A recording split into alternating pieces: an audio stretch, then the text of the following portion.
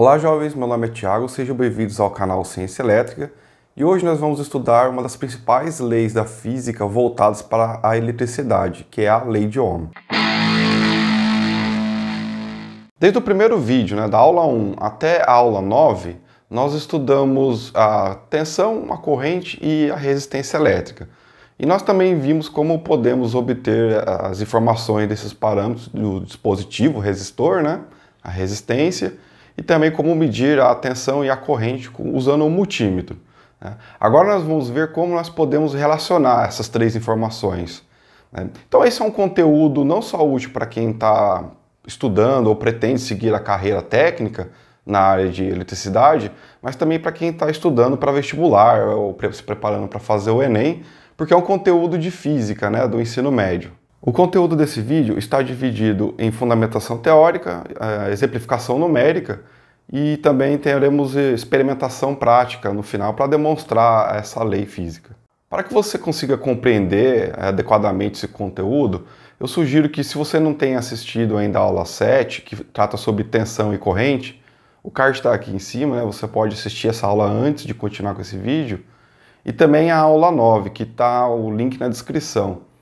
Também na descrição eu estou deixando aí uma lista de exercícios referente a essa aula, Então eu sugiro que você faça esses exercícios e logo eu vou subir um vídeo aí com a resolução deles para você conferir se você está acertando bem aí os resultados. Bom, a equação que relaciona essas três variáveis, tensão, corrente e resistência, ela é matematicamente muito simples, E ela é extremamente útil, porque ela consegue resolver qualquer circuito resistivo, um circuito resistivo simples, o circuito resistivo composto, bem como ele é aplicado tanto em tensão contínua, tensão CC, ou alternada, CA. A equação é obtida diretamente da expressão básica dos mais diversos sistemas físicos. No caso, efeito é igual a causa dividido pela oposição. Em geral, qualquer sistema de conversão de energia pode ser relacionado a essa equação. Vamos imaginar algo simples. Imagine que você irá empurrar uma caixa de madeira sobre o piso a fim de mudar sua posição. Vamos pensar em algumas variáveis e parâmetros físicos associados a essa tarefa. Sabemos que há necessidade de aplicar uma força na caixa. Entretanto, a caixa não será movida livremente, pois, além da força de reação, a caixa tem uma massa, que devido à força da gravidade, essa empurrará a caixa contra o solo. Então, se essa caixa se mover, haverá um atrito entre a caixa e o solo. Também sabemos que quanto mais força for aplicada no sentido de deslocamento da caixa, mais rápido será o seu deslocamento, ou seja, a velocidade de deslocamento é proporcional à força aplicada e inversamente proporcional às forças que se opõem ao movimento da caixa. Relacionando com a equação fundamental efeito é igual a causa dividido pela oposição, temos que o que causa o deslocamento da caixa é a força aplicada no sentido do movimento desejado. E o que se opõe é a força de reação e a massa da caixa associada à força gravitacional que gera atrito entre a caixa e o solo. O efeito é o movimento da caixa em uma direção específica. Quando nós ligamos um circuito elétrico, o efeito que nós desejamos é a corrente elétrica, ou seja, o fluxo ordenado de cargas elétricas. Para isso nós precisamos aplicar uma tensão ou uma diferença de potencial. O que vai se opor a isso é a resistência. Não pode agora, em hipótese alguma, ficar confuso com relação a essas três variáveis. Qual é a função de cada um nessa equação fundamental? Efeito é igual a causa dividido pela oposição. Para garantir isso, vamos fazer mais uma analogia, então. Imagine um simples sistema hidráulico composto por uma caixa d'água, tubulação e uma torneira. A caixa d'água representa a fonte de tensão de um circuito elétrico, por exemplo, uma bateria. A tubulação é o condutor. A água acumulada são as cargas elétricas acumuladas na bateria. A torneira é a resistência. Quanto mais fechada a torneira estiver, maior a resistência. Quanto mais aberta a torneira, menor a resistência. Dessa forma, a água acumulada, devido à sua altura em relação ao solo, exerce uma pressão no sistema hidráulico. Nesse exemplo, se a torneira estiver totalmente fechada, não haverá passagem de água. De forma análoga para circuitos elétricos, é como se tivesse uma resistência infinita, ou seja, um circuito aberto, não havendo corrente elétrica. Conforme a torneira vai sendo aberta, a água começa a circular com um fluxo cada vez maior, pois a resistência, aqui entre aspas, resistência, a passagem da água está diminuindo. Isso ocorre em circuitos elétricos também, ou seja, conforme a resistência é reduzida, a corrente elétrica vai aumentando. Caso a caixa d'água fique vazia, não haverá mais pressão da água no sistema hidráulico e, não importando o quão aberta está a torneira, não haverá passagem da água. No caso do circuito elétrico, não haverá corrente elétrica. Substituindo os termos apresentados na equação geral, efeito é igual a causa dividido pela oposição, temos corrente é igual a tensão dividido pela resistência. Ou ainda na expressão matemática, I é igual a E sobre R, dado em amperes. Essa é a equação conhecida como a primeira lei de Ohm, e expressa que a corrente é proporcional à tensão aplicada e inversamente proporcional à resistência. Gravem bem essa equação. Por meio de manipulação matemática simples, a tensão e a resistência também podem ser determinadas em função das outras grandezas. Por exemplo, se passarmos a resistência para o outro lado da igualdade, podemos calcular a tensão de um determinado resistor, ou seja, tensão é igual a resistência multiplicada pela corrente, E igual a R vezes I. Ainda podemos calcular a resistência de um dispositivo se trocarmos a posição da resistência e da corrente elétrica. No caso, a resistência é igual a tensão dividido pela corrente, ou R é igual a E dividido por I. Todas essas equações podem ser aplicadas nesse circuito elétrico simples. Observe que o símbolo E maiúsculo é aplicado à fonte de tensão contínua, e o símbolo V é aplicado a todas as quedas de tensão através dos componentes do circuito. Mas tanto a tensão E, bem como a tensão V, são medidas em volts. Como a fonte de tensão está diretamente conectada ao resistor, a tensão VR, onde o R aqui denota a diferença de potencial de um determinado resistor, é igual àquela da fonte de tensão, E. Então, aplicando a lei de Ohm, obtemos que I é igual a VR dividido por R, que é igual a E sobre R. Observe no circuito que a fonte de tensão pressiona entre aspas, a corrente no sentido convencional, em um sentido que ela deixa o terminal positivo da fonte e retorna para o terminal negativo da fonte. Esse será sempre o caso para circuitos de fonte única. O sinal positivo e negativo na resistência denota que a tensão vai de um potencial maior para um potencial menor. Ou seja, há uma queda de potencial ou uma queda de tensão no resistor. Para qualquer resistor, a direção da corrente através desse resistor definirá a polaridade da queda de tensão sobre esse resistor. Isso pode ser visto nessa imagem. Entender a polaridade definida pelo sentido da corrente é muito importante nas análises de circuitos. Observe que a polaridade positiva da queda de tensão no resistor é colocada onde a corrente entra no componente, enquanto a polaridade negativa da queda de tensão no resistor é colocada onde a corrente sai no componente. Observe isso com muita atenção. Antes de ir para a parte experimental, vamos fazer alguns experimentos matemáticos simples. Exemplo 1. Determine a corrente resultante da conexão de uma bateria de 9 volts aos terminais de um circuito cuja resistência é 3,3 ohms. Então, solução. Sabendo que pela lei de Ohm, I é igual a diferença de potencial do resistor, ou tensão do resistor, dividido pela resistência, e é um circuito simples cuja tensão está aplicada direta ao resistor, então corrente é E dividido por R. Substituindo os valores, 9 volts dividido por 3,3 ohms. Resultado é 2,727 amperes.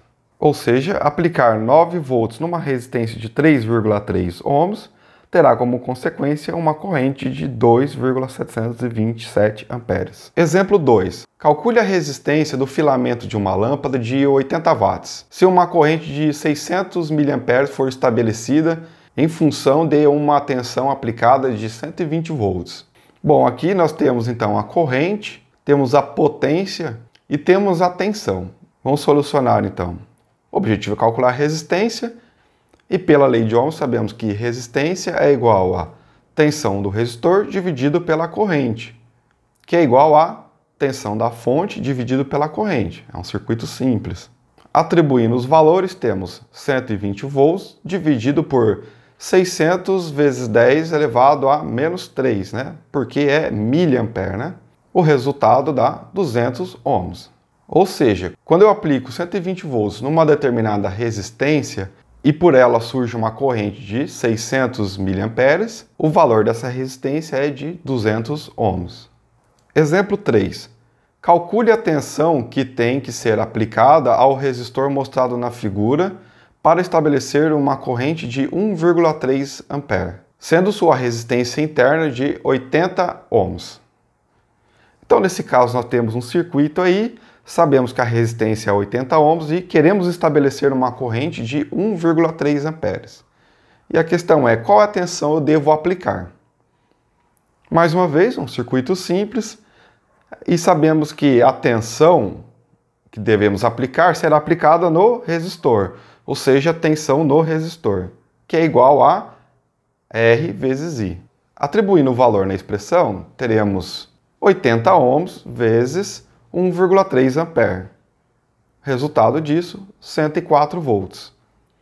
Ou seja, para eu estabelecer 1,3 ampere numa resistência de 80 ohms, eu devo aplicar 104 volts. Não se esqueçam de treinar, gente. Isso aqui é um fundamento muito importante para quem pretende estudar isso aqui e levar a sério, tá? Então, faça os exercícios que estão no site e logo eu devo subir um vídeo aí com a resolução desses exercícios. Uma ferramenta extremamente importante para que a gente possa fazer uma análise de circuitos ou mesmo projetos e entender o funcionamento de um determinado sistema é a sua representação gráfica, né? Adquirir essa habilidade de representação gráfica e interpretação desses tipos de dados é muito importante para quem está trabalhando com manutenção ou mesmo projetista.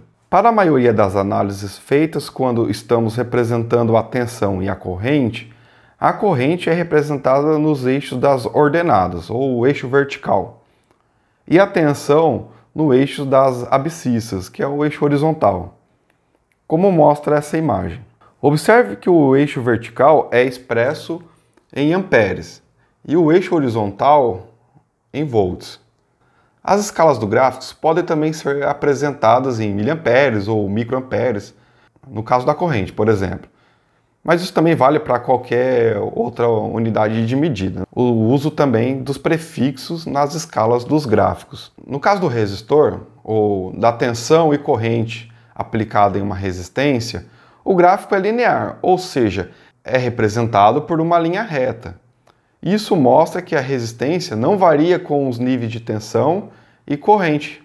Se para uma determinada resistência o sentido da corrente fosse invertida, o gráfico teria sua representação abaixo do eixo horizontal, ou seja, para valores negativos de corrente, porque eu inverti o sentido da corrente. Se a polaridade da tensão fosse invertida, mantendo-se o sentido inicial da corrente, a região à esquerda do eixo da corrente seria a de interesse. Nesse caso, teremos a corrente entrando na marcação negativa da polaridade da tensão no resistor. Se a polaridade da tensão e também o sentido da corrente fossem invertidos, a região inferior esquerda do gráfico seria a de interesse. Uma vez que um gráfico como esse esteja disponível, qualquer valor de corrente ou tensão pode ser determinado quando se conhece uma das grandezas envolvidas. Por exemplo, observe que a resistência é de 5 ohms. Para uma tensão de 25 volts, se uma linha vertical é traçada do ponto 25 do eixo horizontal até a curva característica, que é essa linha azul, a corrente resultante pode ser encontrada traçando-se uma reta horizontal até o eixo vertical. obtendo-se assim um resultado de 5 amperes.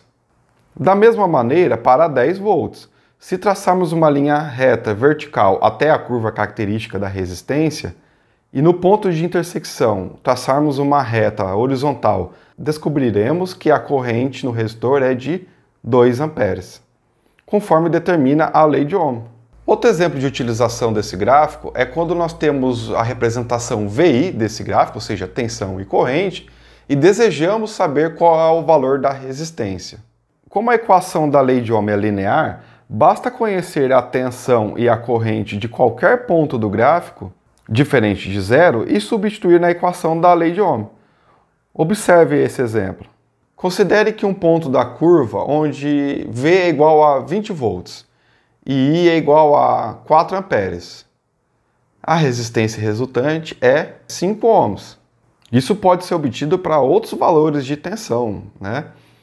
Para fim de comparação, as curvas características de um resistor de 1 ohm e de 10 ohms foram traçadas no mesmo gráfico.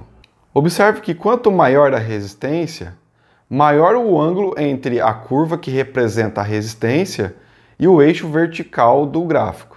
Vamos à parte prática agora. Eu vou fazer alguns experimentos para demonstrar a lei de Ohm e eu vou utilizar então uma fonte de tensão ajustável e alguns resistores. Bom, experiência 1. O objetivo é demonstrar a relação direta entre a corrente e a tensão aplicada num determinado resistor. Bom, a primeira coisa que nós vamos fazer aqui é medir qual é o valor dessa resistência aqui, né? Então, para que isso? Para que nós possamos então calcular qual seriam os possíveis valores teóricos de corrente e comparar depois com os valores práticos, né? Então vamos lá, medir o valor dessa resistência aqui. Eu já coloquei o multímetro aqui para medir resistência, né? Já está com a chave seletora aqui para medir resistência, né? Então vamos lá, medindo aqui o valor da resistência, está dando então 4,7 ohms. 4,7 ohms. Ok, vamos anotar isso, entre 4,6 e 4,7 ohms. Então vamos utilizar esse valor aí para calcular quais são os possíveis valores de corrente para quando nós aplicarmos algum valor de tensão. Por exemplo, vamos aplicar 7 volts nessa resistência. Sabemos que pela lei de Ohm, então, a corrente é tensão dividido pela resistência. Se eu aplicar 7 volts nessa resistência, então 7 dividido por 4,7 ohms, né? Temos uma corrente aí de 1,48, 1,49 ampere. Se de repente eu aplicar aqui 14 volts, né, nessa mesma resistência, o valor da corrente, segundo a lei de Ohm, deverá ser 14 dividido por 4,7 igual a 2,98 ampere. Bom, com isso nós podemos montar o circuito e aplicar esses níveis de tensão nessa resistência e verificar aí se os valores teóricos estão coerentes com os valores práticos. Bom, então pessoal, eu mudei o setup aí para ficar de acordo com esse circuito, ou seja, agora temos aqui a saída do terminal positivo da fonte, vai entrar aqui no amperímetro, né? O amperímetro vai estar em série entre a fonte e a resistência, ok? E aí o retorno da resistência volta aqui para o terminal negativo da fonte. Então agora esse amperímetro dourado aqui vai medir a corrente e o vermelho vai medir a tensão. Então vamos aplicar ali 7 volts e depois vamos aplicar 14 volts para comparar com um valor teórico. Então vamos lá, 7 volts aqui na fonte, observando o multímetro vermelho ali até chegar a 7 volts, né? Não tenho aqui um ajuste fino, mas dá para ter uma noção aqui pela ordem de grandeza, ó. Temos aqui 7,05 volts e a corrente está dando ali 1,53 ampere. Ok? Anota esses valores e agora vamos elevar essa tensão para 14 volts.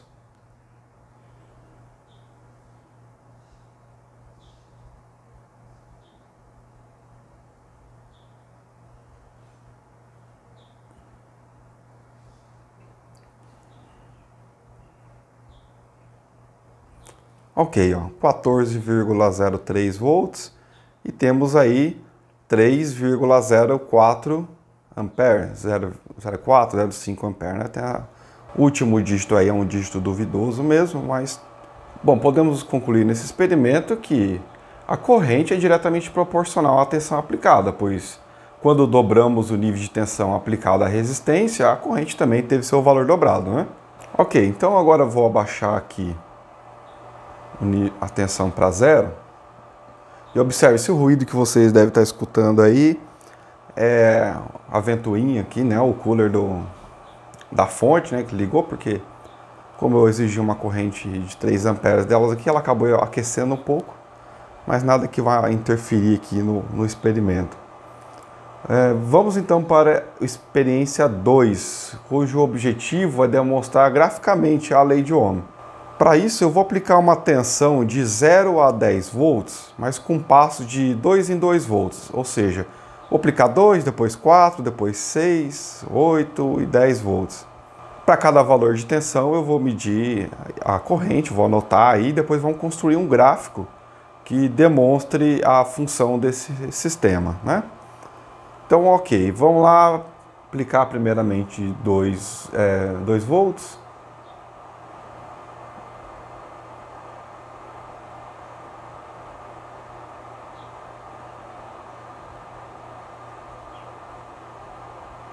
Anotem então 0,44 ampere para 2,03 volts. Vamos então agora para 4 volts.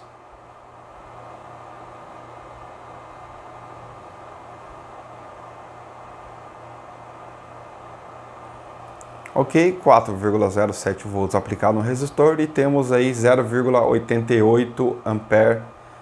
Vamos então para 6 volts.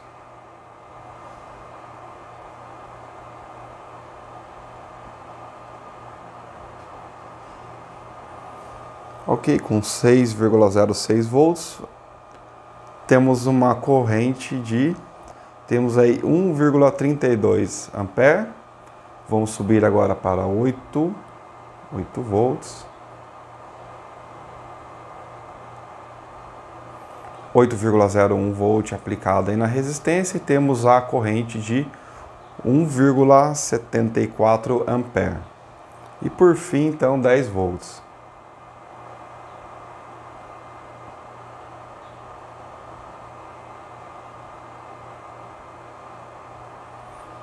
Temos então aí 10 volts aplicado na resistência, 10,02 volts. E a corrente então de 2,18 ampere na resistência.